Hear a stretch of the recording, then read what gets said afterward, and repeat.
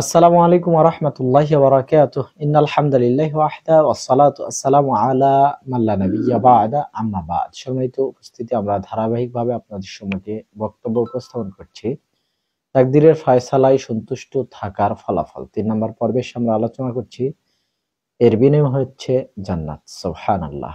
আল্লাহ সূরা ফজর ২৭ নম্বর থেকে ৩০ নম্বর এই ৪টা আয়াতে ঘোষণা করছেন, ইয়া আইয়াতুহান নাফসুল মুতমাইন্নাহ, হে প্রশান্ত আত্মার অধিকারী, ইরজিই ইলা রাব্বিকি, তোমার রবের দিকে তুমি ফিরে আসো, রাদিয়াতাম মারদিয়াহ, সন্তুষ্ট চিত্তে সন্তোষভাজন অবস্থায়, ফাদখুলি ফি ইবাদি, তুমি আমার বান্দাদের অন্তর্ভুক্ত হয়ে যাও, ওয়াদখুলি জান্নাতি, আর জান্নাতীদের অন্তর্ভুক্ত হয়ে যাও। সুবহানাল্লাহ।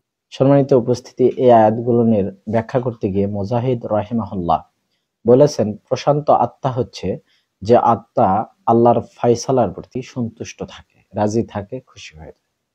সম্মানিত উপস্থিতি, তাই আসুন তাকদীরের ফায়সালার প্রতি সন্তুষ্ট থেকে জান্নাত ক্রয় করে আল্লাহ তৌফিক দান করুন। আমিন।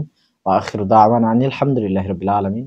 আসসালামু আলাইকুম ওয়া রাহমাতুল্লাহি ওয়া বারাকাতুহু।